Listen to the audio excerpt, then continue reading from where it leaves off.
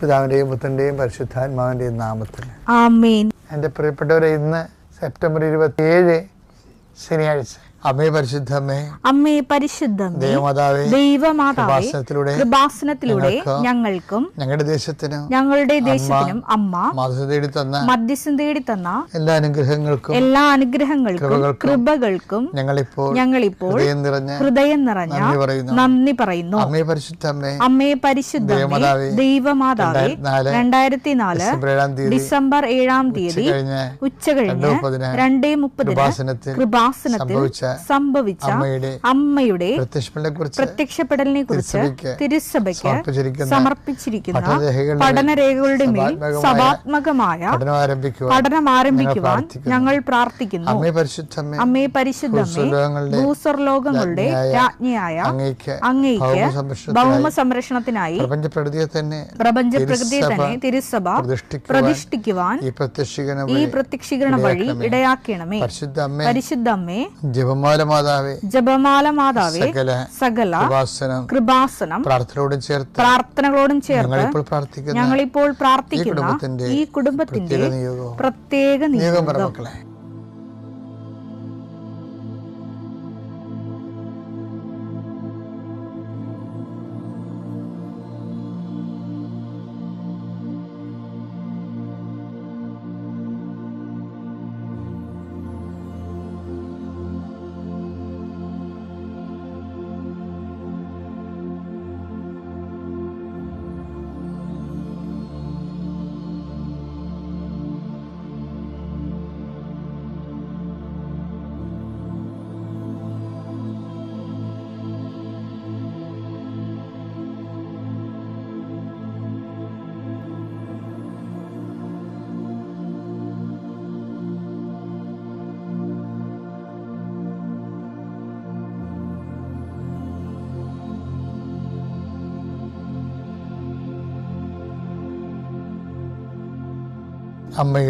അമ്മയുടെ പ്രത്യക്ഷീകരണത്തിന്റെ ഈ അനുഗ്രഹവേളയിൽ ഞങ്ങൾക്ക് സാധിച്ചു തരുവാൻ കനിയണമേ.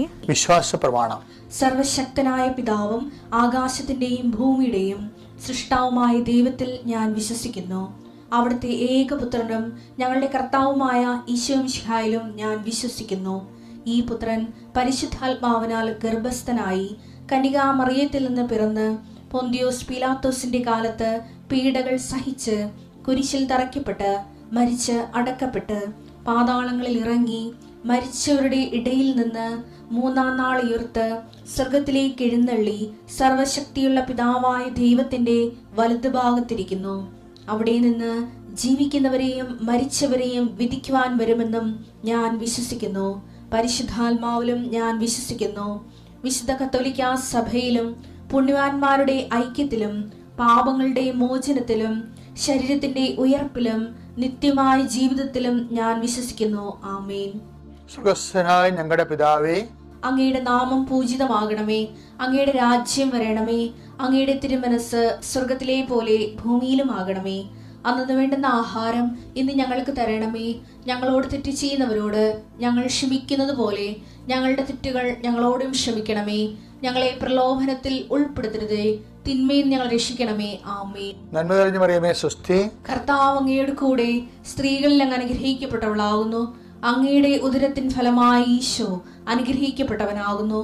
പരിശുദ്ധ മറിയമേ, തമ്പുരാന്റെ അമ്മേ, പാപികളായ ഞങ്ങൾക്ക് വേണ്ടി ഇപ്പോഴും ഞങ്ങളുടെ മരണസമയത്തും തമ്പുരാനോട് അപേക്ഷിക്കണമേ. ആമേൻ.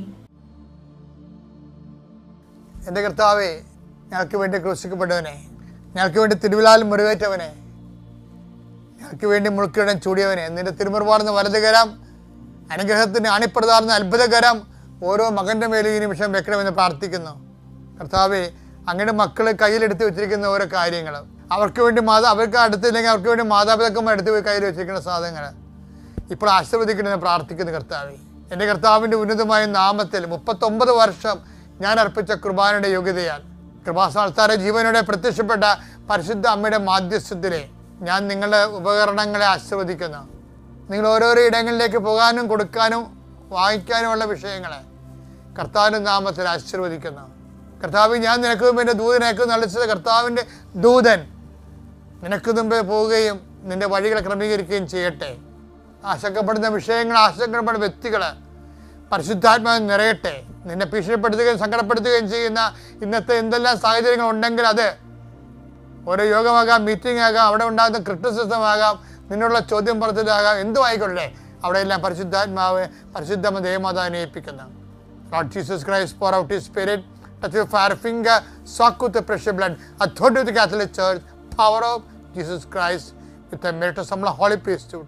I bless and hallow you.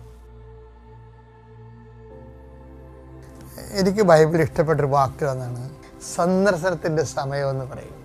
കർത്താവ് ഓശാന പാടി എതിരേറ്റ് വിജയശ്രീലാളിതനായിട്ട് ജെറുസലേമിലേക്ക് രാജ്യക്ക് പ്രവേശനം നൽകി കഴിഞ്ഞതിന് ശേഷം ആൻറ്റി ക്ലൈമാക്സ് അടിക്കും. എന്താണ്? വാവിട്ട് കരയും. ഭയങ്കര രസമല്ലേ അത്? അതായത് ജനലക്ഷങ്ങൾ അകമ്പടിയോടുകൂടി ജനങ്ങളുടെ കൂടെ പട്ടണത്തിൽ പ്രവേശിച്ചിട്ട് അവൻ പൊട്ടിച്ചിരിച്ചെന്ന് പറയുന്നതിന് പകരം ബൈബിൾ പറയും അവൻ പൊട്ടിക്കരഞ്ഞെന്ന് പറയും. എന്താ കാര്യം? ഒറ്റ കാര്യങ്ങളൊക്കെ അറിഞ്ഞതാണ്. ഒറ്റ കാര്യം എന്താണത്? സന്ദർശനത്തിൻ്റെ സമയം അറിഞ്ഞില്ലെന്ന്. ലൂക്ക 19:42 സമാധാനത്തിനുള്ള മാർഗങ്ങൾ, സമാധാനത്തിന്റെ മാർഗങ്ങൾ ഈ ദിവസത്തിലെങ്കിലും നീ അറിഞ്ഞിരുന്നെങ്കിൽ എന്നാൽ അവ ഇപ്പോൾ നിന്റെ ദൃഷ്ടിയിൽ നിന്ന് മറയ്ക്കപ്പെട്ടിരിക്കുന്നു. ഇപ്പോൾ ഇതാ നിന്റെ ദൃഷ്ടിയിൽ നിന്ന് മറച്ചു വെച്ചിരിക്കണെന്ന്. ഇപ്പൊ സമാധാനത്തിന്റെ മാർഗം എന്താ ശരിക്കും പറഞ്ഞ? അനുതാപത്തിന്റെ മാർഗങ്ങളാണ്. സമാധാനത്തിന് മാർഗം എന്ന് പറഞ്ഞാൽ എന്താണ്? ബൈബിളിൽ സമാധാനം വരണത് അനുതാപത്തിലൂടെയാണ്. ദൈവമായിട്ട് നമ്മൾ നിരപ്പാകണത് അനുതാപത്തിലൂടെയാണ്. അപ്പം അനുതാപത്തിലുള്ള മാർഗങ്ങൾ നിന്റെ മുമ്പിൽ നിന്ന് ദൈവം മറച്ചു വെച്ചിരിക്കുന്നു. ചില ആൾക്കാരൊക്കെ എങ്ങനെയാണെന്ന് അറിയാം, ഉള്ള പോക്കത്തരങ്ങളെല്ലാം ജീവിതത്തിൽ കാണിക്കും. എന്നിട്ടും മറ്റുള്ളവർ പറയും ഇത് ഭയങ്കര പ്രാർത്ഥനയായിരിക്കും. എന്നിട്ട് ദൈവം നമ്മുടെ പ്രാർത്ഥന കേട്ട് പിന്നെ ദൈവത്തെക്കുറിച്ച് തന്നെ ഇവർ സംസാരിച്ചുകൊണ്ടിരിക്കും. പക്ഷെ കൈയിരിപ്പം മുഴുവനും ഒന്നെങ്കിൽ ടാക്സ് വെട്ടിപ്പ്, അല്ലെങ്കിൽ സഹോദരന്മാർക്ക് കൊടുക്കാനുള്ള വസ്തു കൊടുക്കാതിരിക്കുക, അല്ലെന്നുണ്ടെങ്കിൽ തൊഴിലാളിക്ക് കൂലി കൊടുക്കാതിരിക്കുക, അല്ലെങ്കിൽ മറ്റു തരത്തിലുള്ള ദൈവത്തെ നിരക്കാത്ത എന്തെങ്കിലും ജീവിത രീതികൾ. പക്ഷെ നമ്മൾ പറയും ദൈവം നമ്മൾ അനുഗ്രഹിക്കുന്നുണ്ടെന്ന് പറയുന്നിട്ട് നമ്മൾ വിഡ്ഢികളുടെ സ്വർഗത്തിൽ ജീവിക്കും. വിഡ്ഢികളുടെ സ്വർഗത്തിൽ അങ്ങനെ കുറേ ആൾക്കാർ ഞാൻ കണ്ടിട്ടുണ്ട് എൻ്റെ ജീവിതത്തിൽ. അപ്പം എന്താ സംഭവം എന്ന് പറയുന്നത്, ഇവർക്ക് അനുതാപം കൊടുക്കത്തില്ല ഒരിക്കലും. അനുതാപത്തെക്കുറിച്ച് അവർ സംസാരിക്കുന്നത് കാര്യം എന്തല്ല, അവർ ഓക്കെ ആണെന്ന് അവർ സ്വന്തമായിട്ട് പ്രഖ്യാപിച്ചു കഴിഞ്ഞു. അവർ ഓക്കെ ആണെന്ന് നമ്മുടെ കുടുംബാംഗങ്ങൾ മൊത്തം അവരെ ബ്രാൻഡ് ചെയ്യും. കാര്യം അങ്ങനെ ആരും സമ്മതിക്കത്തില്ല. കുടുംബത്തോടെ തന്നെ പാപത്തെ സപ്പോർട്ട് ചെയ്തുകൊണ്ട് ജീവിക്കുന്ന ആൾക്കാരുണ്ട്. അപ്പോൾ അതെല്ലാം എന്താ വെച്ചാൽ അവർ അതൊക്കെ അംഗീകരിക്കുകയാണെങ്കിൽ, അവരുടെ പാപങ്ങളൊക്കെ അംഗീകരിക്കുകയാണെങ്കിൽ അവർക്ക് പ്രത്യേകിച്ച് ലാഭമൊന്നുമില്ല, നഷ്ടമേ ഉണ്ടാകത്തുള്ളൂ. മറ്റുള്ളവർക്ക് അത് ഷെയർ ചെയ്യുകയൊക്കെ ചെയ്യേണ്ടി വരും.